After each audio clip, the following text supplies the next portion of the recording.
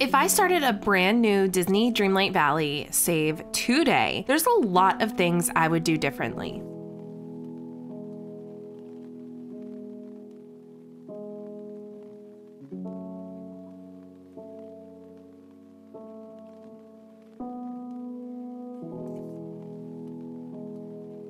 Hey there, it's Teresa of Erised, a cozy gaming content creator. I would love if you would subscribe to my channel for all the cozy content, updates, predictions, and much more. I have been playing Disney Dreamlight Valley for quite some time now, clocking over 130 hours of gameplay, and I have learned a lot of things that I could have done differently or better that would make the game easier to play and tasks quicker to complete. Linked above is the last video I created with my tips and tricks of the game, but this one is going into detail of what I would do differently in my gameplay, so let's get into it. First and foremost, one of the major ways to progress the storyline and beat the game is completing quests. You need to unlock these quests by leveling up friendships with villagers, and honestly, sometimes it feels like that takes forever. I still don't have all my villagers at level 10. Anyway, when your villagers hit level 2, you can choose a task in which they will help you with.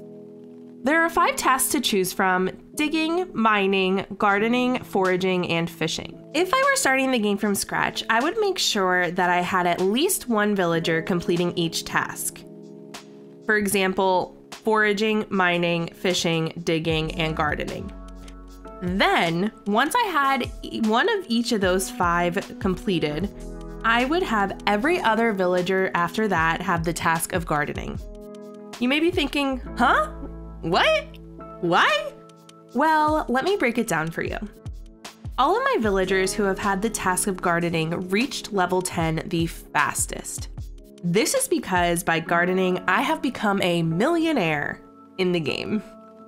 I first gardened using the canola in the Forest of Valor, but once I unlocked the Forgotten Lands biome, pumpkin farming helped me grow my savings account. The reason I would have one villager have each of the remaining tasks is because they do give you extra goodies when hanging out and completing those tasks. That is key to not wasting your energy and doubling up on fish, iron ore, and much more. But having the rest of the villagers help with gardening will ensure you level them up fast and gain the most money from gardening at the same time. Speaking of iron ore, that brings me to my next point, and that is no matter how broke you are, do not, and I repeat, do not sell your iron ore, clay, or stone. When you progress pretty far in the game, as of right now, you will need a lot of these materials, and they can be a pain to dig or mine. It may be tempting in the early stages in the game to sell these key materials because there's a piece of furniture you must have in Scrooge's shop, but it will be in your best interest to hoard those, I promise. Another 3 items I suggest you hoard would be the blue star lily, the blue marsh milkweed, and the blue falling penstemon. I don't want to give any spoilers, but they're going to be needed, and you're going to need a lot of them. When I first started the game, I didn't like cooking, like at all. I literally didn't start the process of cooking until the festive star path and the festive dishes. Since then, I cook and haven't looked back. It is amazing because once you have unlocked a recipe, you simply click the top left menu and it brings up all your saved recipes or ones that you've already cooked. You can then autofill if you have all the ingredients either in your inventory or your storage or both. This is also super helpful to let you know what items you need to forage or garden to make a specific recipe. This is all super important because whenever I am having trouble leveling up friendships, I head to Remy's restaurant and see who is there looking for a meal. When you serve a villager the meal they are requesting, the amount of friendship stars you get is incredible. I have honestly leveled up so many friendships from this simple task.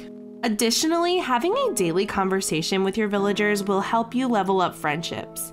Especially for Ursula and Ariel, because those 2 villagers you do not have the option to hang out with. Another way to level up those 2 as well as all the other villagers would be giving their favorite daily gifts.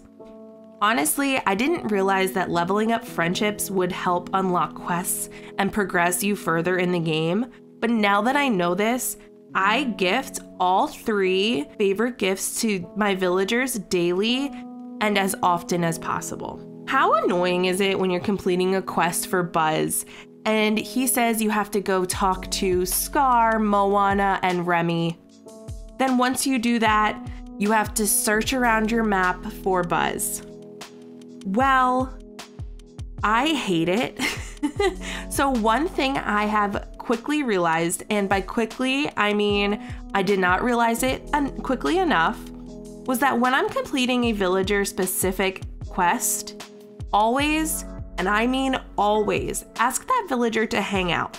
So when you are bouncing from conversation to conversation, that villager will be right on your tail, and you will not have any need to search them up on the map.